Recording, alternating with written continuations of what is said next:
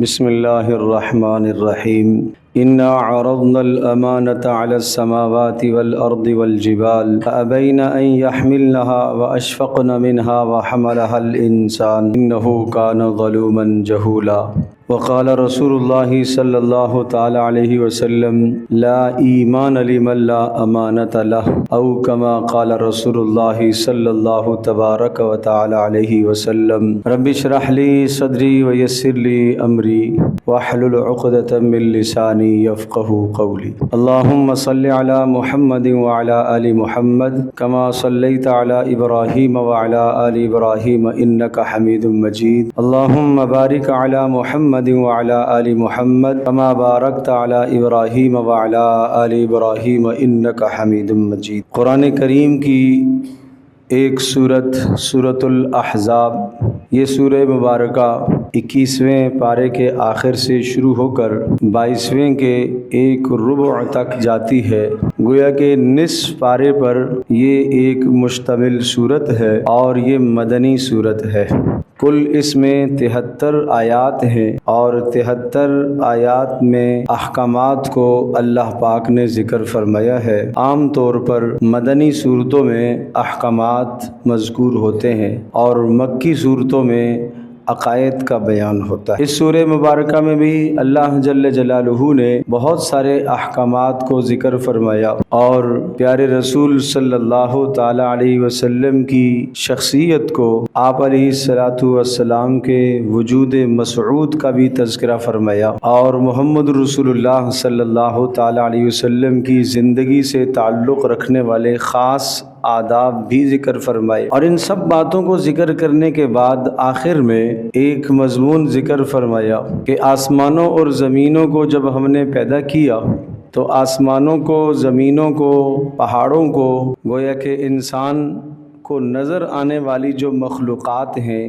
اس میں آسمان ایک بہت بڑی مخلوق نظر آتا ہے، زمین آدمی کو ایک بہت بڑی مخلوق نظر آتی ہے، بڑے بڑے بلند و بالا پہاڑ انسان کو یہ بھی بہت بڑی مخلوقات اور سخت چٹانیں اور پتھر کی طرح کے سخت پہاڑ انسان کو نظر آتے ہیں۔ جب انسان اپنے گرد و نواح میں نظریں دوڑاتا ہے تو سب سے زیادہ سخت ترین، طاقتور ترین، مضبوط ترین اور سب سے بڑی مخلوق وہ آسمان، زمین، پہاڑ اس کو دکھائی دیتے ہیں۔ یہ معنی نہیں ہے کہ اس سے زیادہ بڑی مخلوق کوئی اور نہ ہو، اس سے زیادہ سخت کوئی اور نہ ہو، یقیناً ہو سکتی ہے، اللہ ہی جانتا ہے، مگر ہمارے گرد و نواح میں جو کچھ ہمیں نظر آتا ہے اس میں آسمان، زمین، پہاڑ، یہ ہمیں سب سے مضبوط اور سب سے بڑی مخلوق نظر آتی ہے۔ اللہ جل جلالہ نے ذکر فرمایا کہ یہ امانت،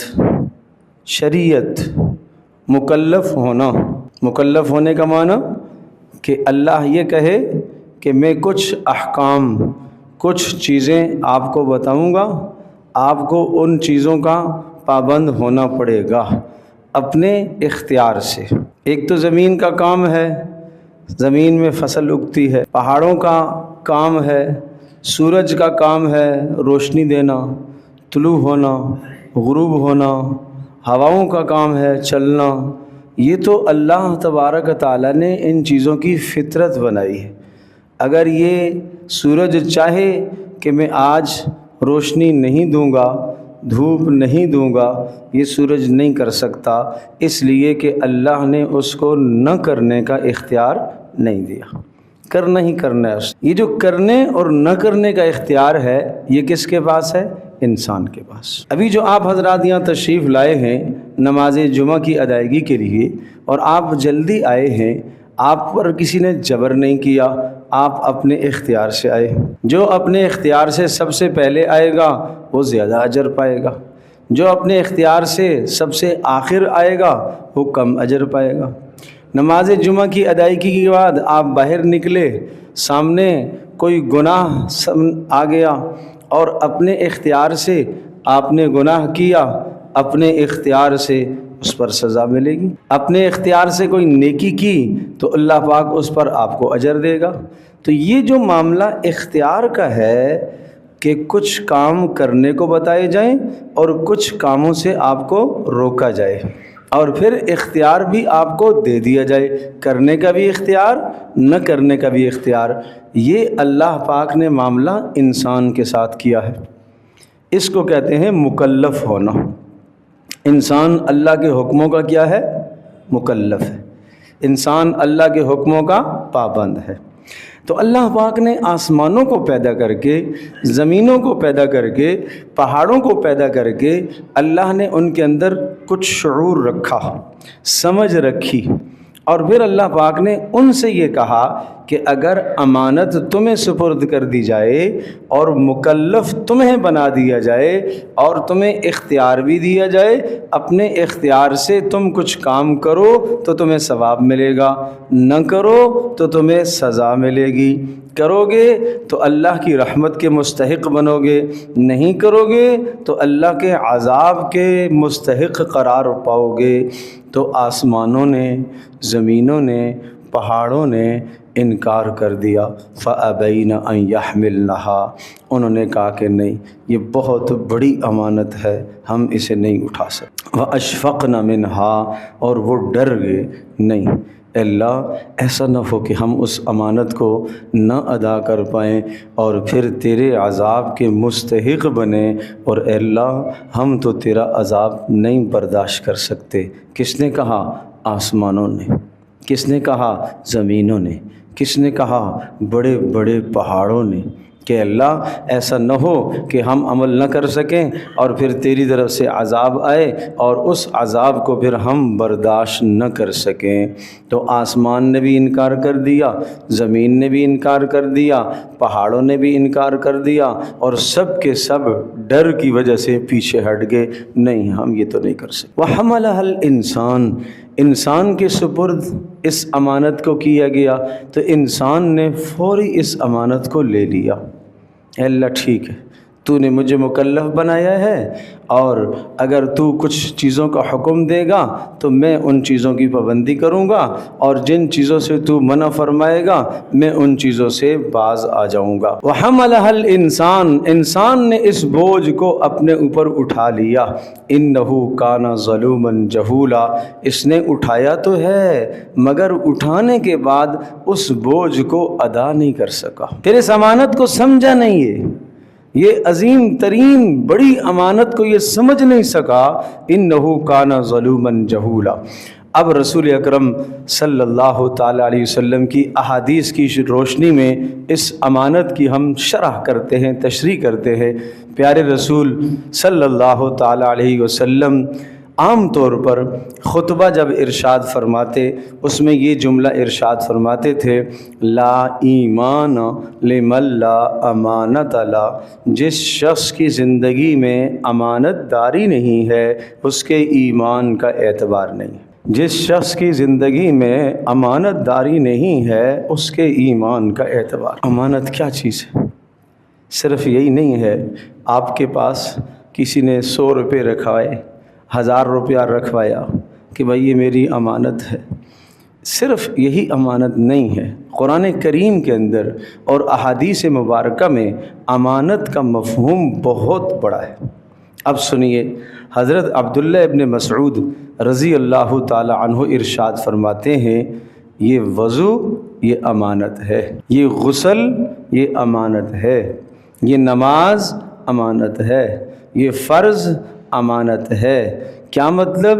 اگر ایک آدمی وضو درست نہیں کرتا تو قیامت کے دن اس سے پوچھا جائے گا وضو کی امانت تمہارے سپرد کی گئی تھی کہ نماز سے پہلے اچھی طرح سے وضو کر کے نماز میں آؤ، تو نے اس امانت میں خیانت کی ہے۔ یعنی کچھ امانتیں جن کا تعلق اللہ کے ساتھ ہے، کچھ امانتیں جن کا تعلق رسول اللہ صلی اللہ علیہ وسلم کے ساتھ ہے، اور کچھ امانتیں جن کا تعلق ہماری اپنی زندگی کے ساتھ ہے۔ 3 طرح کی امانتیں ہو گئی۔ لہٰذا اگر ایک آدمی نماز میں کوتاہی کر رہا تو وہ اللہ پاک کی دی ہوئی امانت میں خیانت کر رہا ہے۔ اگر ایک آدمی وضو اور غسل میں کوتاہی کر رہا ہے تو یہ اللہ جل جلالہ کے ساتھ جو اس بندے کا امانت کا معاملہ ہے اس امانت میں یہ کوتاہی کر رہا ہے۔ نماز ایسی ہو کہ از اول تا آخر اللہ جل جلالہ کی طرف دھیان جائے اور مکمل اللہ پاک سے انسان کا تعلق جڑا رہے نماز میں۔ اگر پوری نماز میں ایک مرتبہ بھی یہ کیفیت نصیب نہیں ہوئی تو یہ آدمی نماز کا خائن ہے، خیانت کرنے والا۔ اس کو ایک اور مثال سے سمجھیے، اگر آپ کے پاس کسی نے کوئی امانت رکھوائی، اللہ نہ کرے، اور آپ اس امانت میں کمی کر دیتے ہیں، خیانت کر دیتے ہیں، چوری کر لیتے ہیں، تو کیا کہا جائے گا کہ اس شخص نے امانت میں خیانت کی ہے، چوری کی ہے۔ پیارے رسول صلی اللہ تعالی علیہ وسلم نے ارشاد فرمایا، بدترین چور، سب سے برا چور جانتے ہو؟ سونا چوری کرنے والا نہیں، چاندی چوری کرنے والا نہیں، پیسوں پر ڈاکہ ڈالنے والا نہیں، بینک پر ڈاکہ ڈالنے والا نہیں، کسی کا مال چرانے والا نہیں، سب سے بدترین چور جو نماز میں چوری کرے۔ اللہ کے رسول نماز میں کیسے چوری کرے؟ فرمایا، آئے جب نماز کا وقت نکلنے لگے اور جلدی جلدی وضو کرے اور پھر جلدی جلدی نماز پڑھے اور وہ مرغے کی طرح 3-4 ٹھونکے مارے اور بھاگ جائے، یہ نماز کا بدترین چور ہے۔ نہ رکوع اچھی طرح سے کیا، نہ سجدہ اچھی طرح سے کیا، نہ التحیات اطمینان سے پڑھی، نہ سورۃ الفاتحہ اطمینان سے پڑھی، کچھ بھی اطمینان سے نہیں کیا، بس کام سے آیا اور مسجد میں داخل ہوا اور جلدی جلدی وضو کیا، نہ وضو کی سنتوں کا احساس، نہ وضو کے مکروہات کا احساس، اور نہ جناب وضو کے فرائض کا احساس، کسی شے کا احساس کیے بغیر جلدی جلدی چہرہ دھویا، نہیں دیکھتا کتنا پانی اس موقع پر صرف کرنا ہے، کتنا پانی نہیں کرنا، اسراف تو نہیں، اس سب چیز کو بالائے طاق رکھ کر جلدی جلدی وضو کر اندر داخل ہوا، 2-4 ٹھونکے ماری اور بھاگ گیا، یہ بدترین چور ہے، یہ بدترین چور ہے، یہ امانت میں خیانت کرنے والا ہے۔ یا ایھا الذین آمنوا لا تخونوا اللہ والرسول، اے ایمان والو اللہ کے ساتھ خیانت نہ کرو، اے ایمان والو رسول پاک صلی اللہ علیہ وسلم کے ساتھ خیانت نہ کرو، اے ایمان والو آپس میں باہمی زندگی میں بھی خیانت نہ کرو، ان اللہ لا يحب الخائنین، خیانت کرنے والا انسان اللہ کے نزدیک پسند نہیں ہے، اللہ کے نزدیک بدترین انسان ہے۔ تو فرائض میں کمی کرنا، واجبات میں کمی کرنا، سنتوں کے اندر کمی کرنا، یہ بھی خیانت ہے، یہ بھی امانت کی پاسداری نہیں کر رہا، یہ بھی امانت کا خیال نہیں رکھ رہا۔ ایک آدمی نماز سرے سے ہی نہ پڑھے یا پڑھتا ہے مگر صحیح طرح سے نہیں پڑھتا، وہ بھی اپنے آپ کو ایماندار کہتا ہے کہ میں بھی صاحب ایمان ہوں، جبکہ محمد رسول اللہ صلی اللہ علیہ وسلم کا ارشاد گرامی، لا ایمان لمن لا امانت لا، جس کی زندگی میں امانت داری نہیں ہے اس کے ایمان کا اعتبار ہی نہیں۔ محمد رسول اللہ صلی اللہ علیہ وسلم کی پیروی کرنا، آپ علیہ الصلوۃ والسلام کی جانب سے پیروی کا حکم ہے، فرما برداری کا حکم ہے،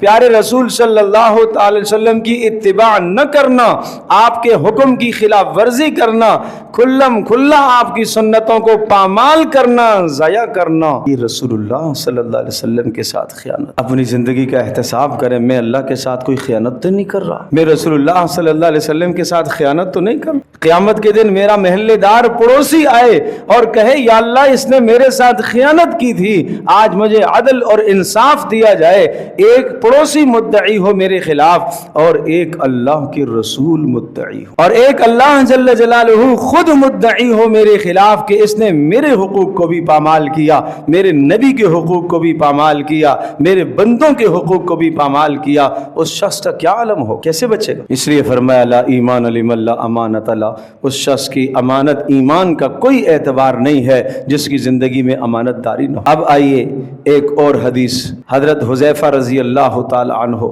رسول اکرم صلی اللہ تعالی علیہ وسلم کے رازدان صحابی کہلاتے ہیں۔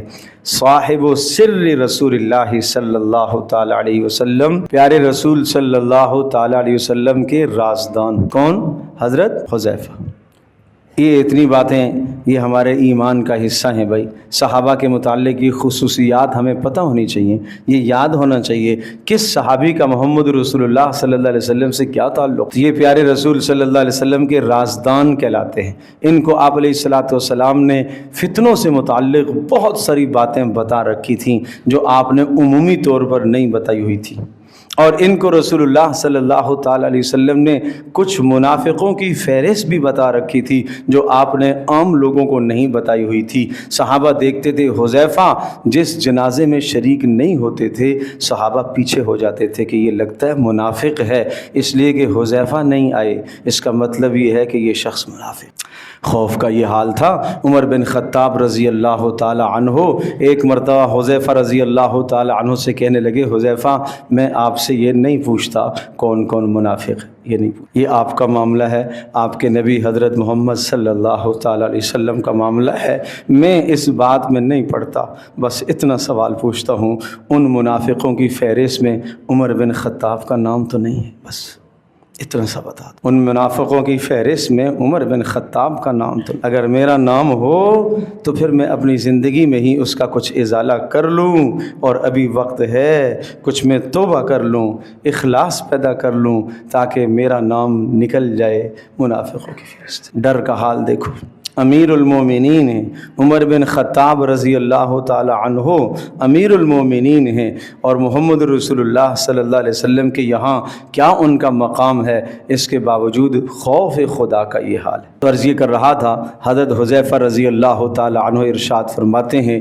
ایک مرتبہ رسول اللہ صلی اللہ تعالی علیہ وسلم نے دو باتیں ارشاد فرمایا، دو باتوں میں سے ایک بات تو میں دیکھ چکا ہوں اور دوسری بات کا میں انتظار کر رہا ہوں، پتہ نہیں کب ہوگی۔ ایک بات تو یہ ارشاد فرمائی کہ اللہ جل جلالہ نے امانت داری کو اتارا ہے اور لوگوں کے دلوں نے اس کو قبول کیا۔ یہ محمد رسول اللہ صلی اللہ علیہ وسلم کے صحابہ تھے جنہوں نے امانت کو قبول، پھر ان پیاروں نے قرآن کریم سے امانت کا معنی سیکھا سمجھا، اور پھر رسول اللہ صلی اللہ تعالی علیہ وسلم کی سنت سے انہوں نے امانت کے معنی کو، مفہوم کو سمجھا، سیکھا، عمل کیا، امانت کا حق ادا کر دیا۔ یہ تو میں دیکھ چکا ہوں کہ اللہ نے ایسے دلوں پر امانت کو اتارا ہے، اور انہوں نے قرآن کریم سے اور رسول اللہ صلی اللہ علیہ وسلم کی سنت سے سیکھا ہے، اور سیکھ کر اس پر عمل کیا، اس امانت کی مکمل انہوں نے پاسداری کی ہے۔ یہ لوگ تو میں دیکھ چکا ہوں، یہ بات تو میں دیکھ چکا ہوں۔ دوسری بات کا میں منتظر ہوں۔ رسول اللہ صلی اللہ علیہ وسلم نے ارشاد فرمایا تھا، ایک زمانہ آئے گا امانت کو اٹھا دیا جائے گا، امانت داری زندگیوں سے نکل جائے گی۔ رات کو لوگ سوئیں گے اور جب صبح اٹھیں گے تو امانت دلوں سے رخصت ہو چکی ہوگی، گناہ کو گناہ سمجھنے کا احساس نہیں رہے گا، نماز چھوڑنے کا، فجر کی نماز آج ضائع ہوئی ہے، ضائع ہونے کا احساس ہی نہیں بچا۔ آج کتنی اللہ کی نافرمانیاں کی ہیں، نافرمانی کا احساس ہی اندر سے جاتا رہا، گناہ کیا ہے، جمعے کی نماز سے پہلے بھی گناہ کر کے آیا ہے، گناہ کا احساس نکل گیا۔ فرمایا رات کو سوئیں گے اور صبح جب بیدار ہوں گے تو دلوں سے امانت اکھیڑ دی جائے گی، اس طرح سے رہ جائے گی کہ جس طرح سے آپ اپنے پاؤں پر ایک آگ کی چنگاری پھینکتے ہیں، ڈالتے ہیں، اور اس آگ کی چنگاری سے پیر کے اوپر ایک آبلہ پڑتا ہے، اور اس آبلے کے اندر بھر جاتی ہے، پانی بھر جاتا ہے، پھوڑا آ جاتا ہے، اور وہ ہوتا کیا ہے، صرف پھوڑا ہوتا ہے، اندر فاسد مفاد ہوتا ہے، گندی چیز ہوتی ہے، اندر کوئی قیمتی اثاثہ اس میں نہیں چھپا ہوا ہوتا۔ ڈاکٹر کے پاس جاتے ہیں تو ڈاکٹر چیرا لگا کر اس اندر سے پیپ کو، پس کو نکالتا ہے، کیوں؟ وہ فاسد مفاد ہے، وہ آپ کے جسم کو خراب کر سکتا ہے، وہ آپ کے اندر کینسر جیسا موذی مرض پیدا کر سکتا ہے۔ تو فرمایا جب رات کو سوئیں گے اور صبح بیدار ہوں گے تو دلوں پر اس آبلے کے نشان کی طرح تھوڑی سی امانت رہ جائے، اگلے دن پھر سوئیں گے اور پھر صبح جب اٹھیں گے تو وہ نشان بھی مٹ جائے، یہاں تک کہ کوئی امانت دار ڈھونڈنے سے نہیں ملے گا، اور لوگ کہیں گے وہ فلاں بستی میں ایک شخص تھا بڑا امانت دار تھا، آج کوئی امانت دار ہمارے درمیان میں نہیں بچا۔ جس دکاندار کے پاس جائیں گے وہ معاملے کے اندر خیانت کرے گا، معاملے کے اندر ہیر پھیر کرے گا، بیچنے والا بھی ہیر پھیر کرتا ہے، خریدار بھی ہیر پھیر کرتا ہے، خریدار اپنے منافع کو سوچتا ہے، بیچنے والا اپنے منافع کو سوچتا ہے، اپنے منافع کو سوچتے ہوئے سامنے والے کے نقصان کا خیال اور احساس نہیں کرتا۔ امانت دلوں سے نکل چکی، امانت رخصت ہو چکی، امانت معاشرے سے نکل چکی ہے، شکست ہو گئی ہے معاشرے کی، ہر چھوٹے ہر بڑے ہر شخص میں آج خیانت ہی خیانت بھری ہے۔ ایک شخص کی ذمہ داری ہے، جہاں کام کرنے کی ذمہ داری، سرکاری ملازم ہے، پرائیویٹ ملازم ہے، کسی بھی جگہ پر ملازمت کرتا ہے، اپنے وقت کو پورا نہیں دیتا، امانت اس کے دل سے رخصت ہو چکی۔ وقت پورا دیتا ہے 6 گھنٹے 8 گھنٹے، مگر کام نہیں کرتا، صحیح درست کام نہیں کرتا۔ جو کام سونپا گیا ہے اس کام کو صحیح طرح سے کما حق ہو انجام نہیں دیتا، حلال نہیں کما رہا بھائی، حلال نہیں کما رہا، اس حلال آمدنی کے اندر حرام مل رہا ہے، اندر سے اس گناہ کا احساس ہی ختم ہو گیا۔ کیا جب وہ شام کو اپنے گھر میں واپس جائے گا تو اس کے دل میں یہ احساس ہے کہ آج 10 منٹ میں نے ضائع کیے ہیں، اس کا حساب مجھے قیامت کا دینا ہے۔ آج 10 منٹ میں نے علیحدہ سے فون پر لگائے ہیں جو مجھے نہیں لگانے چاہیے تھے، میں کام تو فلاں آدمی کا کر رہا تھا مگر 10 منٹ میں نے ذاتی بات کی ہے۔ عمر بن خطاب رضی اللہ تعالی عنہ تشریف فرمائے، بیت المال میں کام کر رہے ہیں۔ امانت کس چیز کا نام؟ بیت المال میں مسلمانوں کے حساب و کتاب میں لگے ہوئے حضرت علی رضی اللہ تعالی عنہ تشریف لائے۔ امیر المومنین آپ سے کچھ مشورہ کرنا۔ پوچھا مشورہ اپنی ذات سے متعلق ہے یا عمومی عوام سے متعلق؟ اپنی ذات سے متعلق۔ جب اپنی ذات سے متعلق ہے تو جو چراغ جل رہا تھا اس چراغ کو بجھا دیا اور دوسرا چراغ جلا لیا۔ کہا یہ کیا کر رہے ہیں؟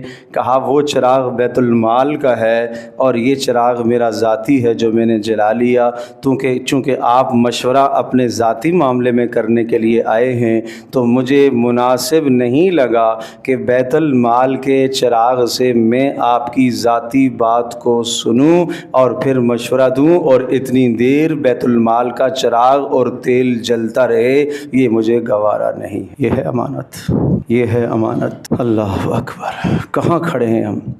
سرکاری املاک کس طرح سے آج تباہ ہو رہی، سرکاری املاک کس طرح سے آج ہم تباہ کر رہے اور ان کو ہم اپنا ذاتی مال سمجھ رہے اور ایک ذرہ برابر اس پر باز پرس نہیں ہے۔ سرکاری گاڑی کو اپنے ذاتی مصرف میں استعمال کرنا، سرکاری املاک کو اپنی ذاتی مصرف میں استعمال کرنا، یہ قیامت کے دن جواب دہ نہیں ہوں گے۔ ہر وہ چیز جس کا تعلق تمام لوگوں کے ساتھ ہے وہ امانت ہے آپ کے پاس۔ ایک راستہ ہے، آپ نے وہ راستہ بلاک کر دیا، بند کر دیا، آپ کی گلی ہے، آپ کے گھر ہے، آپ اپنے گھر کے سامنے ایک پروگرام کر رہے ہیں، ایک تقریب کر رہے ہیں، آپ نے وہاں راستہ گلی بند کر دیا، آپ نے، یہ امانت ہے، یہ سب لوگوں کا حق ہے، یہ سب لوگوں کا حق وابستہ ہے، یہ امانت ہے۔ آپ کسی گھر کے پاس سے گزرے ہیں اور اندر کوئی بات چیت ہو رہی ہے، میاں بیوی کے درمیان میں کوئی بات ہو رہی، کوئی تلخی ہو رہی ہے، آپ کے کان میں بات پڑ گئی ہے، یہ امانت ہے، یہ امانت ہے۔ اس کو باہر جا کے بتانا نہیں ہے، اس کو اپنے گھر جا کے نقل نہیں کرنا، اس کو فلاں جگہ جا کے نقل نہیں کرنا۔ کسی کی برائی ہمارے سامنے آ گئی، یہ امانت ہے، اس برائی پر پردہ ڈال دو، پردہ ڈال دو۔ ہاں اس صورت کے اندر کہ اگر وہ برائی اتنی متعدی اور اتنی مضر اور نقصان دہ ہے کہ اگر میں برابر والے کو نہیں بتاؤں گا اس کا بھی نقصان ہوگا، اس کا بھی نقصان ہوگا، اس کا بھی نقصان ہوگا، پھر میرا فرض ہے کہ میں آدمیوں کو بتاؤں کہ بھائی یہ آدمی ایسا ہے، اس کی برائی سے تمہیں نقصان ہو سکتا ہے، لہٰذا ذرا بچ کے رہنا، بس اتنے حد تک مجھے کہنے کی اجازت ہے۔ اور اگر وہ برائی ایسی ہے جس برائی کا تعلق اس کی صرف ذات سے ہے، اس کی ذاتی برائی ہے، اس برائی سے معاشرے میں بگاڑ نہیں آ رہا، اس کی ذات میں تو بگاڑ آ رہا ہے، اس برائی کو اچھالنا میرے لیے جائز نہیں ہے، یہ امانت ہے میرے پاس۔ کسی نے مجھ سے مشورہ پوچھا، میں اس بات کا پابند ہوں کہ میں اسے درست مشورہ دوں جو اس کے حق میں بہتر ہے، اور اگر اس کے حق میں جو بات بہتر تھی وہ بات میں نے چھپا لی، میں نے امانت میں خیانت کی ہے، یہ امانت میں خیانت ہے۔ اور اسی طرح سے اگر میں نے اس کو مشورہ دے دیا، اس چیز سے متعلق مجھے کوئی معلومات نہیں تھی، میں نے ویسے ہی مشورہ دے دیا، یہ بھی میں نے اس کے ساتھ خیانت کی ہے، یہ بھی خیانت ہے۔ مجھے ایک شے کے متعلق نہیں پتہ، مجھے نہیں معلومات، مجھے تجربہ نہیں ہے، اس لیے مشورہ تو اسی سے پوچھنا چاہیے۔ نمبر ایک، جو شخص آپ کے ساتھ مخلص ہو۔ نمبر دو، وہ اس معاملے سے متعلق تجربہ بھی رکھتا ہو۔ اگر آپ کے ساتھ مخلص ہے، تجربہ نہیں رکھتا ہے، تب بھی اس کا مشورہ قابل عمل نہیں ہے آپ کے لیے، اور ہے تو تجربہ کار آدمی مگر آپ کے ساتھ مخلص نہیں ہے تو اچھی رائے نہیں دے گا۔ دونوں چیزوں کا ہونا ضروری ہے۔ پیارے رسول صلی اللہ تعالی علیہ وسلم کے یہاں مشورے کا، آپ علیہ الصلوۃ والسلام کے ہاں امانت کی پاسداری کا خیال کس قدر تھا، کس قدر خیال تھا۔ محمد رسول اللہ صلی اللہ تعالی علیہ وسلم نے حضرت فاطمہ رضی اللہ تعالی عنہا کو بلایا، سرگوشی کی، ایک بار سرگوشی کی، حضرت فاطمہ مسکرائیں، ایک بار سرگوشی فرمائی، حضرت فاطمہ روئیں۔ عائشہ رضی اللہ تعالی عنہا نے پوچھا، بتاؤ بیٹی کیا ہے؟ عائشہ ماں ہے نا، فاطمہ رضی اللہ تعالی عنہا بیٹی لگتی ہے، بتاؤ بیٹی کیا بات کہی ہے؟ کہا راز ہے اماں، راز ہے، راز ہے، نہیں بتایا۔ جب رسول اکرم صلی اللہ تعالی وسلم دنیا سے پردہ فرما گئے تو پھر اس کے بعد اس بات کا اظہار فرمایا کہ وہ جس بات میں نے مسکراہٹ ظاہر کی تھی، آپ نے فرمایا تھا کہ تو جنت کی عورتوں کی سردار ہو۔ اللہ اکبر۔ اور جہاں آپ علیہ الصلوۃ والسلام کی بات پر میں روئی تھی، آپ علیہ الصلوۃ والسلام نے اپنے جانے کا اظہار فرمایا تھا، دنیا سے پردہ فرما جانے کا اظہار فرمایا تھا۔ اب وہ بات امانت نہیں ہے، اس لیے بتا۔ سیدنا ابوبکر صدیق رضی اللہ تعالی عنہ کے پاس عمر فاروق رضی اللہ تعالی عنہ تشریف لاتے ہیں۔ عمر فاروق کہتے ہیں کہ ابو بکر میری بیٹی حفصہ بیوہ ہیں، اگر آپ نکاح کرنا چاہتے ہو تو کچھ بھی نہیں پوچھا۔ حضرت عثمان کے پاس گئے، عثمان میری بیٹی بیوہ ہیں، اگر آپ نکاح کرنا چاہتے ہو؟ انہوں نے فرمایا مجھے آج کل نکاح کی ضرورت نہیں۔ کتنا اہم معاملہ ہے کہ حضرت عمر رضی اللہ تعالی عنہ جیسا غیور انسان اور غیرت مند انسان اپنی بیٹی کا رشتہ لے کر جا رہا، یہ کوئی بری بات تو نہیں ہے۔ حضرت عمر رضی اللہ تعالی عنہ سے زیادہ غیرت مند تو میں نہیں ہو سکتا، مگر انہوں نے اپنی بیٹی کو خود پیش فرمایا۔ کچھ دنوں کے بعد پیارے رسول صلی اللہ تعالی علیہ وسلم سے پیغام ملا، آپ علیہ السلام کی جانب سے نکاح کا پیغام آیا۔ جی سبحان اللہ، رسول اکرم صلی اللہ تعالی وسلم کی جانب سے نکاح کا پیغام آئے، پیارے رسول صلی اللہ تعالی علیہ وسلم کے سسر بن جائیں حضرت عمر، اس سے کیا سعادت، کتنی بڑی سعادت۔ بات ہو گئی، رشتہ طے ہو گیا۔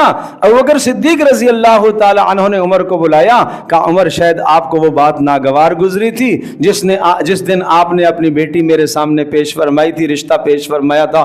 کہا بالکل ناگوار گزری تھی، آپ نے تو کوئی جواب ہی نہ دیا۔